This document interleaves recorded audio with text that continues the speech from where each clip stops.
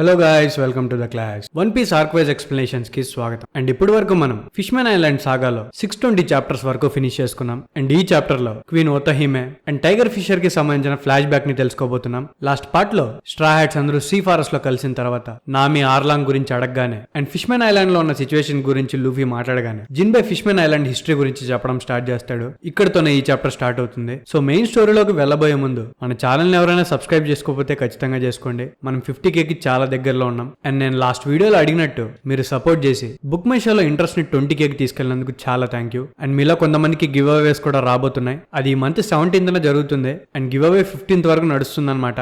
మీలో ఇంకా ఎవరికైనా గివ్ అవే కావాలనుకుంటే మీరు బుక్ మై షోలోకి వెళ్లి మహావతార నరసింహ మూవీని ఓపెన్ చేసి ఇంట్రెస్టెడ్ అని కొట్టి స్క్రీన్ షాట్ పెడితే మీకు కూడా కన్సిరోల్ అకౌంట్ రావడానికి ఛాన్స్ ఉంటుంది. అండ్ ఇది నాకు కూడా చాలా సపోర్టింగ్ గా ఉంటుంది అనమాట. సో మీరు చేస్తారని ఆశిస్తూ వెంటనే స్టోరీలోకి వెళ్ళిపోదాం. సో 16 years కి ముందు ఫిష్మెన్ ఐలాండ్ లో కింగ్ నెప్టూన్ కి వైఫ్ క్వీన్ ఓతహిమే ఉండేది. తనని అక్కడ ఉన్న జనాలందరూ క్వీన్ ఆఫ్ లవ్ అని పిలిచేవాళ్ళనమాట. ఎందుకంటే మామూలుగా రాయల్ ఫ్యామిలీకి చెందిన వాళ్ళంటే వాళ్ళు నార్మల్ జనాలతో తిరగరు. కానీ క్వీన్ ఓతహిమే ఎప్పుడు జనాల్లోనే ఉండేదన్నమాట. అండ్ వాళ్ళలో ఎవరైనా తప్పు చేసినా వాళ్ళని సొంత తల్లిలాగా మందలించేది. సో ఫిష్మెన్ ఐలాండ్ లో ఉండే చిన్నపిల్లల నుండి పెద్దవాళ్ళ దాకా ప్రతి ఒక్కరూ తనని ఇష్టపడేవాళ్ళు. కొన్ని వందల సంవత్సరాల నుండి హ్యూమన్స్ ఫిష్మెన్ ని ఎలా చూసేవాళ్ళో తనకి బాగా తెలుసు. అండ్ అప్పుడప్పుడు ఫిష్మెన్ ఐలాండ్ కి వచ్చే పైరేట్స్ చాలా దారుణంగా బిహేవ్ చేసేవాళ్ళు కాబట్టి అక్కడున్న ఫిష్మెన్ కి కూడా మనుషులంటే అస్సలు నచ్చేది కాదు. సో ఓతహిమే ఈ సైకిల్ ఎంజాయ్ చేయడానికి ట్రై చేస్తుంది. హ్యూమన్స్ ని దగ్గరుండి మార్చలేం కాబట్టి వాళ్ళని అర్థం చేసుకుని మనమే గనక మారగలిగితే హ్యూమన్స్ అండ్ ఫిష్మెన్ ఇద్దరు కలిసి ఉండొచ్చని ఓతహిమే అక్కడ ఉన్న జనాల్ని మోటివేట్ చేసేది. తన గోల్ ఒకటే అన్నమాట, ల్యాండ్ మీద ఉన్న వరల్డ్ గవర్నమెంట్ కి ఫ్రెండ్లీగా మారి ఫిష్మెన్ ఐలాండ్ లో ఉన్న జనాల్ని ల్యాండ్ మీద మనుషులతో కలిసి బ్రతకగలిగేలా చేయాలనుకుంటుంది. సో వాళ్ళ దగ్గర కొన్ని పిటిషన్స్ సైన్ చేయించేదన్నమాట.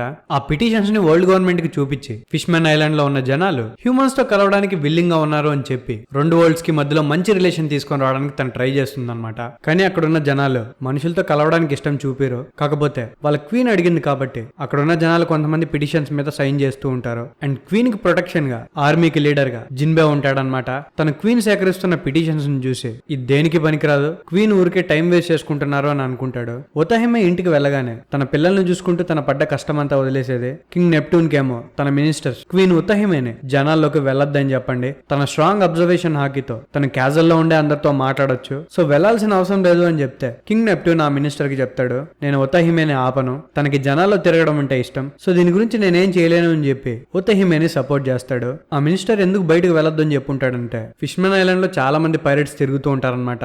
వాళ్ళ వల్ల క్వీన్ కి ఎక్కడ థ్రెట్ వస్తుందో అని చెప్పి ఆ మినిస్టర్ వెళ్ళొద్దు అని చెప్పుంటాడు. మామూలుగా అయితే ఇంతకు ముందు క్రైమ్స్ ఇంకా దారుణంగా ఉండేటివి. కాకపోతే వైట్ బియర్డ్ ఫిష్మెన్ ఐలాండ్ కి ప్రొటెక్షన్ ఇస్తున్నాడు కాబట్టి పైరేట్స్ ఫిష్మెన్ ఐలాండ్ లో అల్లర్లు చేయడం కొంచెం తగ్గించుంటారు. సో మినిస్టర్ ఓతహిమే సేఫ్టీ గురించే చెప్తున్నాడని అర్థం చేసుకుని కింగ్ నెప్టూన్ తనని నేను ఎప్పటికీ ఆపలేను, తను కలలు కంటున్న ప్రపంచం వేరే, దానికోసం తను కష్టపడుతోంది, సో తనని నేను ఆపను, కానీ తనని సేఫ్ గా పెట్టడానికి ట్రై చేస్తాను అని చెప్తాడు. కట్ చేస్తే ఒక రోజు ఆర్లాంగ్ ఫిష్మెన్ డిస్ట్రిక్ట్ లో చాలా ప్రాబ్లమ్స్ క్రియేట్ చేస్తున్నాడని చెప్పి ఆర్మీ గార్డ్ క్వశ్చన్ చేస్తే ఆర్లాంగ్ ఆ గార్డ్ ని అటాక్ చేస్తాడు. గార్డ్ అక్కడే ఉన్న జిన్బేతో నన్ను కాపాడమని అడిగితే జస్ట్ జిన్బే కోపంగా చూసి తనను వదిలేయని అంటాడంతే. దెబ్బకి ఆర్లాంగ్ వదిలేస్తాడనమాట. యాక్చువల్లీ వాళ్ళిద్దరూ కలిసి చిన్నగా ఉన్నప్పటి నుండి ఫిష్మెన్ డిస్ట్రిక్ట్ లో పెరుగుంటారు. సో జిన్బే ఎంత పవర్ఫుల్ అనేది ఆర్లాంగ్ కి బాగా తెలుసు. బట్ ఎంత లేదన్నా కలిసి పెరిగారు కాబట్టి వాళ్ళిద్దరూ బ్రదర్స్ లాగా ఉండేవాళ్ళనమాట. సో వీళ్ళిద్దరూ మాట్లాడుకుంటూ ఉంటే వాళ్ళున్న ప్లేస్ కి ఫిషర్ టైగర్ వస్తాడు. ఫిషర్ టైగర్ ఏమో ఆర్లాంగ్ కి అండ్ జిన్బే కి ఒక అన్న లాంటి వాడు అనమాట. వాళ్ళిద్దరికి చిన్నప్పటి నుంచి ఫిషర్ టైగర్ అంటే చాలా రెస్పెక్ట్ ఉంటుంది. జిన్బే ఆర్మీలో జాయిన్ అవ్వక కొన్ని సంవత్సరాల ముందు ఫిషర్ టైగర్ ఫిష్మెన్ ఐలాండ్ ని వదిలేసి ల్యాండ్ మీదకి అడ్వెంచర్స్ చేయడానికి వెళ్ళుంటాడు. చాలా సంవత్సరాల తర్వాత తను తిరిగి వచ్చి ఉంటాడు అనమాట. తన ఈ గ్యాప్ లో హోలీ ల్యాండ్ మారిజోవాకి వెళ్లి చాలా మంది స్లేవ్స్ ని విడిపించి ఉంటాడు. సో తనని ఫిష్మెన్ ఐలాండ్ లో ఒక హీరో లాగా చూస్తుంటారనమాట. సో సెలెస్టియల్ తో గొడవ పెట్టుకున్న తర్వాత ఫిషర్ టైగర్ మళ్ళీ ఇదే తిరిగి రావడం. సో అందుకే జిన్బే అండ్ ఆర్లాంగ్ తనని చూడగానే చాలా హ్యాపీగా ఫీల్ అవుతారు. And world government Fisher Tiger ని ఒక క్రిమినల్ లా ట్రీట్ చేస్తుంది కాబట్టి తనని గవర్నమెంట్ నుండి కాపాడడానికి జిన్బే అండ్ ఆర్లాంగ్ ఫిషర్ టైగర్ తో పాటు జాయిన్ అవుతారు. ఫిషర్ టైగర్ ఏమో చాలా మంది స్లేవ్స్ ని సేవ్ చేసి వాళ్ళని కూడా తనతో పాటు తీసుకొచ్చి ఉంటాడు. వాళ్ళు స్లేవ్స్ కాబట్టి సెలెస్టియల్ డ్రాగన్స్ వాళ్ళ మీద ఒక మార్క్ ని వేసి ఉంటారు. ఆ మార్క్ ని చూసి వాళ్ళు స్లేవ్స్ అని చెప్పేయచ్చు అనమాట. సో ఆ మార్క్ కనిపించకుండా తను కాపాడిన స్లేవ్స్ ని వరల్డ్ గవర్నమెంట్ గుర్తుపట్టకుండా వాళ్ళకిచ్చిన మార్క్ ని ఫిషర్ టైగర్ మార్చి తన సన్ షేప్ లోకి తీసుకొని వస్తాడు. తను కాపాడిన వాళ్ళని ఆర్లాంగ్ అండ్ జిన్బే తో కలిపి సన్ పైరేట్స్ ని ఎస్టాబ్లిష్ చేస్తాడు. అక్కడ నుండి వాళ్ళ అడ్వెంచర్స్ స్టార్ట్ అవుతాయి అనమాట. ఫిషర్ టైగర్ తన అడ్వెంచర్స్ ని స్టార్ట్ చేసే ముందు సెలెస్టియల్ డ్రాగన్స్ నార్మల్ మనుషుల్ని ఎలా స్లేవ్స్ గా మార్చుకొని దారుణంగా ట్రీట్ చేసేవాళ్ళు కింగ్ నెప్టూన్ కి చెప్తాడు. వాళ్ళ బారి నుండి కాపాడడానికే తను మారిజోవాకి వెళ్లి స్లేవ్స్ ని సేవ్ చేశానని కింగ్ నెప్టూన్ కి చెప్పి తను ల్యాండ్ మీదకి వెళ్లి ఇంకా చాలా మందిని సేవ్ చేస్తానని చెప్పి ఫిషర్ టైగర్ తన జర్నీని స్టార్ట్ చేసి ఉంటాడు అనమాట. ఫిషర్ టైగర్ స్లేవ్స్ గురించి చెప్పినప్పుడు ఓతహిమే వాటి గురించి విని చాలా బాధపడుతుంది. ఒక పక్క సీలో ఫిషర్ టైగర్ స్లేవ్స్ ని సేవ్ చేస్తుంటే ఫిష్మెన్ ఐలాండ్ లో అక్కడున్న ఫిష్మెన్ కి మనుషుల మీద ఉన్న ఒపీనియన్ ని మార్చడానికి ట్రై చేస్తూ ఉంటుంది అండ్ వాళ్ళ దగ్గర పిటిషన్స్ మీద సైన్ చేయిస్తూ ఉంటుంది. ఫిష్మెన్ డిస్ట్రిక్ట్ లో చిన్నగా ఉన్న హోడీ జోన్స్ అండ్ తన క్రూలో ఉండే మిగతా వాళ్ళు ఆర్లాంగ్ ను చూసి బాగా ఇన్స్పైర్ అయి ఉంటారు. ఆర్లాంగ్ మనుషుల్ని చీప్ గా చూడడం అండ్ వాళ్ళ మీద అటాక్ చేయడం పేపర్ లో చూసి హోడీ జోన్స్ అండ్ తన మిగతా ఫ్రెండ్స్ ఎప్పటికైనా తనలాగా అవ్వాలని కోరుకుంటూ ఉంటారన్నమాట. కట్ చేస్తే సన్ పైరేట్స్ ఏమో మెల్లగా పేరును సంపాదిస్తూ ఉంటారు. వాళ్ళ గురించి తెలుసుకొని ఒక మరీన్ ఆఫీసర్ వాళ్ళ మీద అటాక్ చేయడానికి ట్రై చేస్తే సన్ పైరేట్స్ అందరూ కలిసి వాళ్ళని తుక్కుగా ఓడిస్తారు. సో ఇదే మ్యాటర్ ని తీసుకెళ్లి మరీన్ ఆఫీసర్ వైస్ అడ్మిరల్ బోర్సలినోకి చెప్తారు. ఈ వైస్ అడ్మిరల్ బోర్సలినో ఎవరో కాదు, మన కిజారో అన్నమాట. So first time Sun Pirates Kizaru notice లోకి వస్తారు. సన్ పైరేట్స్ లో చాలా పవర్ఫుల్ క్యాండిడేట్స్ ఉన్నారని అర్థం చేసుకున్న కిజారో వాళ్ళని అలాగే వదిలేస్తే డేంజర్ అని ఫిక్స్ అవుతాడు. ఈ మరీన్స్ తో ఫైట్ చేసినప్పుడు ఆర్లాంగ్ కి మనుషులంటే నచ్చరు కాబట్టి చంపడానికి ట్రై చేసి ఉంటాడు. సో ఆ విషయం మాట్లాడడానికి ఫిషర్ టైగర్ జిన్బే అండ్ ఆర్లాంగ్ తో పాటు తన క్రూ మెంబర్స్ అందరినీ పిలుస్తాడు. ఫిషర్ టైగర్ వాళ్ళకి వార్నింగ్ ఇస్తాడనమాట. నేను మిమ్మల్ని హ్యూమన్స్ ని చంపొద్దని చెప్పాను కదా, మీరు ఎందుకు చంపడానికి ట్రై చేశారు అని. దానికి జిన్బే ఏమో ఆ మనుషులేమో మమ్మల్ని చంపడానికి ట్రై చేశారు, వాళ్ళు మమ్మల్ని చంపడానికి ప్రయత్నిస్తున్నప్పుడు రిటర్న్ లో మేము కూడా అదే చేస్తాం కదా, మేము వాళ్ళని చంపకూడదంటే ఎలా అని అంటే దానికి ఫిషర్ టైగర్ చెప్తాడు, వాళ్ళు మనల్ని చంపాలనుకున్నట్టే మనం కూడా వాళ్ళని చంపడానికి ట్రై చేస్తే మన బ్యాటిల్ ని మనం అక్కడే ఓడిపోయినట్టు, వాళ్ళకి సిగ్గు లేదని చెప్పి మనం కూడా సిగ్గు లేకుండా బిహేవ్ చేస్తామా. మనం ఫైట్ చేస్తుంది మనుషులతో కాదు, మనుషులు మన మీద చూపించే డిస్క్రిమినేషన్ తో. నేను మారిజోవాలో కూడా ఎవరిని చంపలేదు, జస్ట్ స్లేవ్స్ ని విడిపించాను అంతే, వాళ్ళ ఆపరేషన్ కి అగైన్స్ట్ గా ఫైట్ చేశాను. ఇక నుండి Sun Pirates freedom and liberty కోసం మాత్రమే ఫైట్ చేయాలి. మనం గనక హ్యూమన్స్ మీద రివెంజ్ తీసుకోవడానికి ట్రై చేస్తే రిటర్న్ లో వాళ్ళు కూడా అదే చేస్తారు. ఈ సైకిల్ అనేది ఎప్పటికీ ఎండ్ అవ్వదు. మనం గనక మనుషుల్ని ఏం చేయకుండా ఆగామంటే అట్లీస్ట్ మన ఫ్యూచర్ జనరేషన్స్ అయినా మనం చూసిన డిస్క్రిమినేషన్ చూడరు అని చెప్పి సన్ పైరేట్స్ లో ఉండే ఏ ఒక్కరు మనుషుల్ని ఎప్పటికీ చంపకూడదు అని ఒక రూల్ పెడతాడు. ఫిషర్ టైగర్ అంత చెప్పినప్పటికీ జిన్బే మాట వింటాడు గానీ ఆర్లాంగ్ మాట వినడు. రిటర్న్ లో ఫిషర్ టైగర్ తోనే వాళ్ళు మన మీద రివెంజ్ తీర్చుకోవడానికి ట్రై చేస్తారన్నారు కదా, మనం దీన్ని కంప్లీట్ గా ఎండ్ చేయాలంటే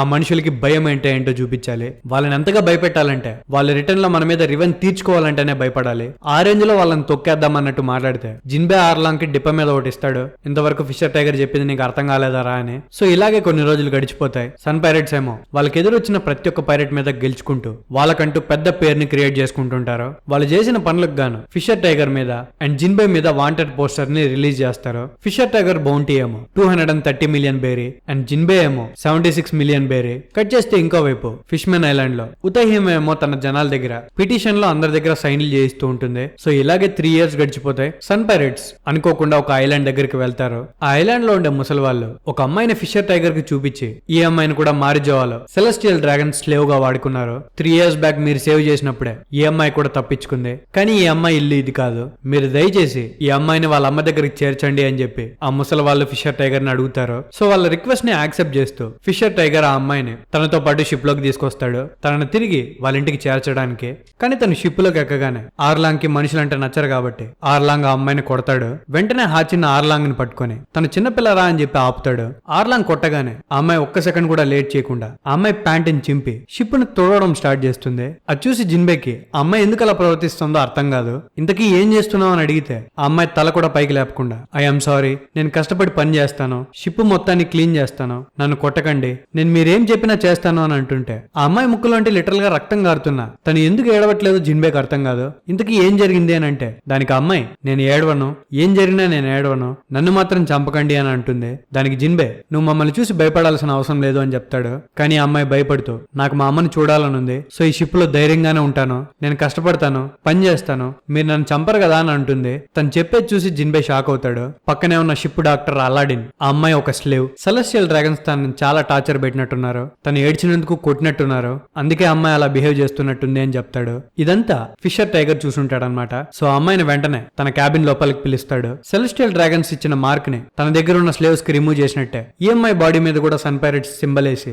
తన స్లేవ్ అని గుర్తుపట్టనీయకుండా చేస్తాడు. ఆ తర్వాత ఆ అమ్మాయిని ట్రీట్ చేయమని చెప్తాడు. ఆ అమ్మాయికి ట్రీట్మెంట్ ఇచ్చిన తర్వాత తను లేచిన వెంటనే ఫిషర్ టైగర్ ని చూసి నేను స్పృహ కోల్పోయాను, సారీ, కానీ నేను ఏడవలేదు, నన్ను చంపకండి, నేను ఏడ్చను, నన్ను చంపకండి అని అంటుంది. అది చూసి ఫిషర్ టైగర్ కి కోపం వచ్చి నువ్వు ఎందుకు ఏడవాలనుకోవట్లేదు, మేము నువ్వు ముందు చూసిన వాళ్ళలాగా కాదు, వాళ్ళు మోన్స్టర్స్, వాళ్ళలాగా మేము నిన్ను చంపడానికి ట్రై చేయము అని చెప్పి తన గన్నుని షిప్ లో నుండి బయటకు పడేస్తాడు. అండ్ క్రూలో ఉండే ప్రతి ఒక్కరికి ఇక్కడున్న వాళ్ళు ఎవరు చంపరు అని ప్రామిస్ చేస్తాడు. అండ్ ఆ అమ్మాయిని వాళ్ళ అమ్మ దగ్గరికి తీసుకెళ్లి తీసుకెళ్లడానికి ఫుల్ ఫ్లెడ్జ్డ్ గా రెడీ అవ్వండి అని తన క్రూకి చెప్తాడు. అది చూసి ఆ అమ్మాయి ఫస్ట్ టైం ఏడుస్తుంది. ఆ తర్వాత కొన్ని రోజులు గడిచిపోతాయి. ఆ అమ్మాయి పేరు కోవాలా అన్నమాట. తనని సన్ పైరేట్స్ చాలా మంచిగా ట్రీట్ చేస్తారు. హాచిన్ తనకి కొత్త బట్టలు కొనిచ్చి తనని గుర్తుపట్టలేనందుక నీట్ గా రెడీ చేసి పెడతారనమాట. నేను ఇలా చూస్తే మీ అమ్మ చాలా హ్యాపీగా ఫీల్ అవుతుందని హాచిన్ కోవాలాతో చెప్తే ఆ అమ్మాయికి ఏం చేయాలో తెలియక నేను షిప్ క్లీన్ చేస్తానని షిప్ క్లీన్ చేయడం స్టార్ట్ చేస్తుంది. అలాడిన్ అది చూసి ఆ అమ్మాయిని చాలా సంవత్సరాలుగా స్లేవ్ గా ట్రీట్ చేసినట్టున్నారు. సో ఆ ఎఫెక్ట్ ఇప్పుడే పోదు అని చెప్తాడనమాట.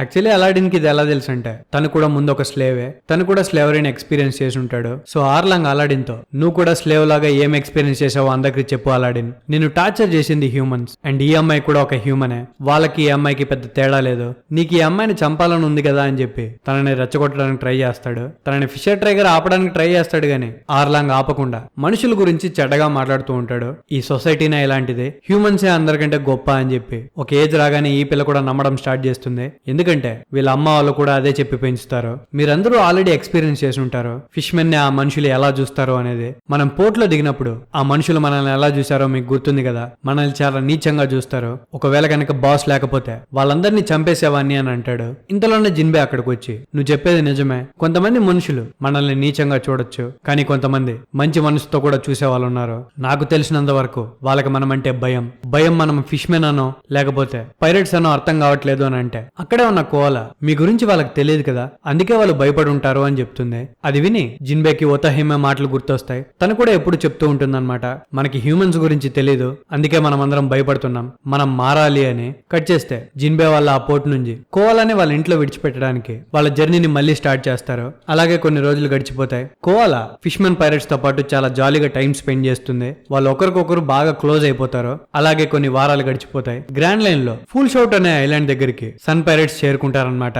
ఆ ఐలాండ్ లో ఒక విలేజ్ లోనే కోవాలా వాళ్ళ అమ్మ ఉంటుంది. సో ఆ ఊరి వాళ్ళకి అప్పగించడానికి ఫిషర్ టైగర్ కోవాలాని దగ్గరుండి తీసుకెళ్తాడు. తను విలేజ్ లోకి వెళ్ళగానే అక్కడున్న విలేజర్స్ అందరూ తనను చూసి చాలా హ్యాపీగా ఫీల్ అవుతారు. వాళ్ళమ్మ కోవాలాని హగ్ చేసుకుని ఆనందంతో ఏడుస్తుంది. అది చూసి ఫిషర్ టైగర్ కూడా ఆనందపడి అక్కడ నుండి బయలుదేరేస్తాడు. వెళ్లే ముందు కోవాలా కూడా ఫిషర్ టైగర్ కి బాయ్ చెప్తుంది. ఆ ఊరు నుండి కొంచెం బయటకు వెళ్ళగానే మరీన్ ఆఫీసర్ ఫిషర్ టైగర్ ని చుట్టుముట్టేస్తారు. యాక్చువల్లీ ఫిషర్ టైగర్ ఈ ఊరికి రాబోతున్నాడు అని చెప్పి ఎవరైతే ముసలోళ్ళు కోవాలని ఫిషర్ టైగర్ కి అప్పగించి వాళ్ళ అమ్మ దగ్గరికి చేర్చమన్నారో వాళ్ళ ఇన్ఫర్మేషన్ లీక్ చేసి ఉంటారనమాట. సో మరీన్స్ అందరూ చుట్టుముట్టి ఫిషర్ టైగర్ ని షూట్ చేస్తారు. ఈ సౌండ్స్ అన్ని సన్ పైరేట్స్ కి వినిపిస్తాయి. ఈ సౌండ్స్ వినిపించే లోపలే వీళ్ళున్న షిప్ మీద కూడా అటాక్ జరుగుతుంది. షిప్ ను వదిలేసి సన్ పైరేట్స్ అందరూ సముద్రం లోపలికి దూకుతారు. కట్ చేస్తే ఇంకో వైపు ఫిషర్ టైగర్ ని మరీన్స్ చాలా దారుణంగా ఇంజూర్ చేసి ఉంటారనమాట. జిన్బే అండ్ కొందరు కలిసి ఫిషర్ టైగర్ ని కాపాడడానికి ఐలాండ్ లోపలికి ఎంటర్ అయితే ఇంకో పక్క ఆర్లాంగ్ అక్కడ నుండి తప్పించుకోవడానికి మరీన్ షిప్స్ ని క్యాప్చర్ చేయిస్తాడు. ఇంకో పక్క విలేజ్ లో ఏమో కోవాలాకి పెద్ద పెద్ద సౌండ్స్ వినిపిస్తాయి. ఇంతకీ ఏంటమ్మా ఆ సౌండ్ అని అడిగితే వాళ్ళ అమ్మ ఏం లేదని చెప్తుంది. సో పాపం కోవాలాకి మ్యాటర్ తెలియదు అనమాట. జిన్బే టైం కి వెళ్ళాడు కాబట్టి తన ఫిషర్ టైగర్ ని మరీన్స్ దగ్గర నుంచి రెస్క్యూ చేసి ఉంటాడు. తనని ఒక మరీన్ షిప్ లోకి తీసుకొని వస్తారు. తను చాలా బ్లడ్ పోగొట్టుకుని ఉంటాడు అనమాట. సో వాళ్ళ డాక్టర్ అయిన అలాడిన్ టైగర్ ఫిషర్ ని కాపాడాలంటే తన బాడీ లోపలికి బ్లడ్ ఎక్కించాలని చెప్తాడు. కానీ ఫిషర్ టైగర్ బ్లడ్ అనేది చాలా రేర్ అనమాట. షిప్ లో బ్లడ్ ఎక్కడ ఉండదు. సో ఆ విలేజ్ లో ఉండే ఎవరో ఒక మనిషిలో ఖచ్చితంగా ఫిషర్ టైగర్ కి సంబంధించిన బ్లడ్ ఉంటుంది కాబట్టి తీసుకొచ్చి బ్లడ్ ఎక్కించాలని చెప్తాడు. అది వినగానే ఫిషర్ టైగర్ గట్టిగా అరుస్తాడనమాట.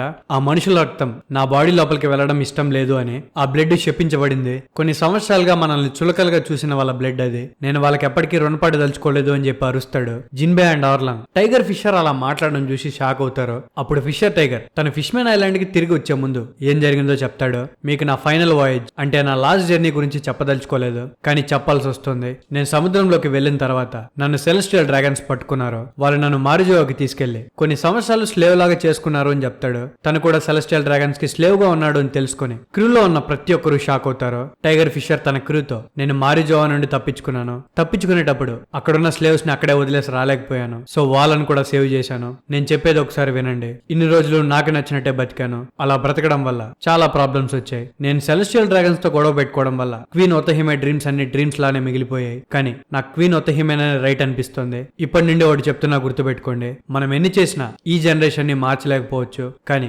కోవాలా లాంటి నెక్స్ట్ జనరేషన్ ని మార్చగలుగుతాం. సో నేను మిమ్మల్ని అందరినీ అడుక్కుంటున్నాను, నాకు జరిగిందని ఫిష్మెన్ ఐలాండ్ లో ఎవరికి చెప్పకండి. నాకు ఇలా జరిగిందని తెలిస్తే ఫిష్మెన్ ఐలాండ్ లో ఉన్న ప్రతి ఒక్కరు హ్యూమన్స్ మీద కోపం పెంచుకుంటారు. చెడ్డ హ్యూమన్స్ ఎంతమంది ఉన్నా అంతకంటే ఎక్కువ మందే మంచి మనసుతో ఉన్న హ్యూమన్స్ కూడా ఉన్నారు. నాకు అర్థం అవుతుంది నేనెంత హ్యూమన్స్ గురించి మంచిగా మాట్లాడినా నా హార్ట్ లో ఉన్న డీమన్ మాత్రం మనిషి యొక్క బ్లడ్ ని యాక్సెప్ట్ చేయలేకపోతుంది. ఇప్పటికే చాలా లేట్ అయిపోయింది. నేను ఎప్పటికీ హ్యూమన్స్ మనిషిని ప్రేమించలేను, సో నేను ఆ బ్లడ్ ని యాక్సెప్ట్ చేయలేను అని చెప్పి ఫిషర్ టైగర్ చనిపోవడానికి రెడీ అయినట్టు మాట్లాడతాడు. తన క్రూ అంతా ఫిషర్ టైగర్ ని ఒప్పించడానికి ట్రై చేసిన ఫిషర్ టైగర్ ఒప్పుకోడనమాట.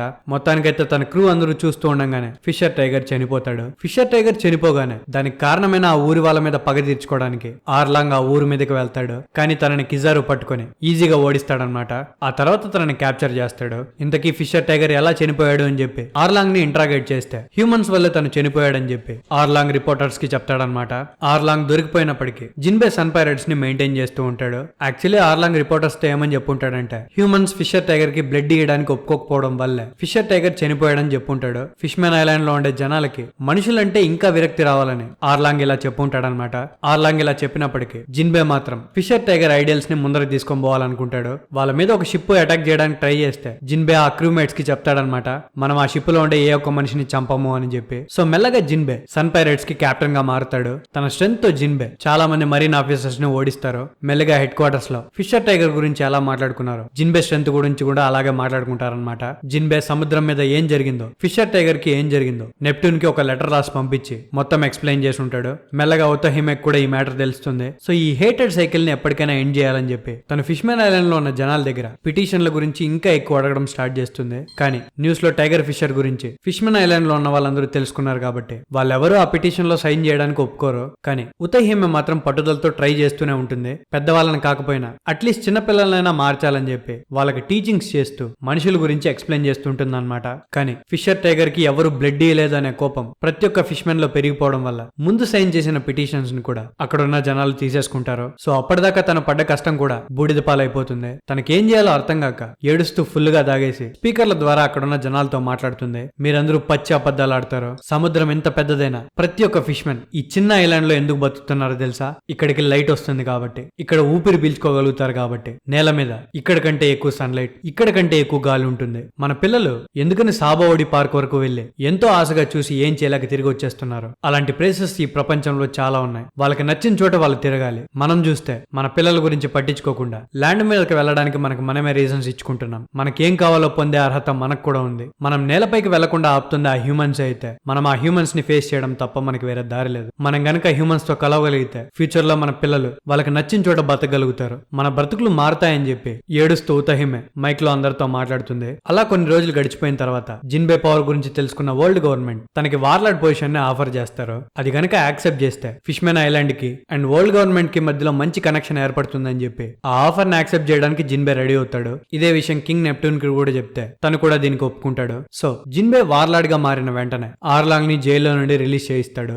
ఆర్లాంగ్ బయటకు వచ్చినప్పటికీ జిన్బే ఇంకా హ్యూమన్స్ తో కలిపి వర్క్ చేయబోతున్నాడని తెలుసుకొని ఆర్లాంగ్ కోపంగా, మీరు సాఫ్ట్ గా మారిపోయారు జిన్బే బ్రో, ఏ మనుషుల వల్ల అయితే టైగర్ ఫిషర్ చనిపోయాడు ఇప్పుడు వాళ్ళ కింద పని చేయబోతున్నారు. నేను మీలాగా ఉండలేను. నేను మళ్ళీ నా పాత క్రూమేట్స్ తో కలిసి ఆర్లాంగ్ పైరేట్స్ ని స్టార్ట్ చేస్తాను. ఆర్లాంగ్ సన్ పైరేట్స్ నుండి సపరేట్ అవడానికి రెడీ అవుతాడు. కానీ వెళ్లిపోయే ముందు ఆర్లాంగ్ జిన్బేని అడుగుతాడు, ఇదే నీకు నన్ను ఆపడానికి లాస్ట్ ఛాన్స్ జిన్బే. ఒకవేళ కనుక నువ్వు నన్ను ఇప్పుడు వదిలేస్తే నేను ఈ మనుషుల్ని దారుణంగా చంపడం స్టార్ట్ చేస్తాను. ఈ ఫిష్మెన్ రేస్ అంటే ఏంటో చూపిస్తాను. అందరినీ దారుణంగా చంపుతానని అంటాడు. సో ఆర్లాంగ్ అన్న మాటలకి జిన్బే తనను కొడతాడు గాని తనని చంపలేకపోతాడు. అండ్ తనని ఈస్ట్ బ్లూ లో వదిలేస్తాడు అనమాట. చిన్నప్పటి నుండి కలిసి పెరిగారు కాబట్టి ఎంత లేదన్నా జిన్బేకి ఆర్లాంగ్ ఒక తమ్ముడు లాంటి వాడు. అలాంటి ఆర్లాంగ్ ని జిన్బే తన సొంత చేతులతో చంపలేక అక్కడ వదిలేసి వచ్చేసి ఉంటాడు. జిన్బే అలాగో వార్లాడ్ గా మారిపోయాడు కాబట్టి తన సన్ పైరేట్స్ ని కూడా డిస్బాండ్ చేస్తాడు. కట్ చేస్తే ఒక రోజు సెలెస్టియల్ డ్రాగన్స్ కి సంబంధించిన ఒక షిప్ ఫిష్మెన్ ఐలాండ్ లోపలికి ఎంటర్ అవుతుంది. ఈ విషయం ఉతహిమెకి తెలుస్తుంది అనమాట. సో వెంటనే ఆ షిప్ దగ్గరికి తను బయలుదేరుతుంది. సో నెక్స్ట్ ఏం జరుగుతుందో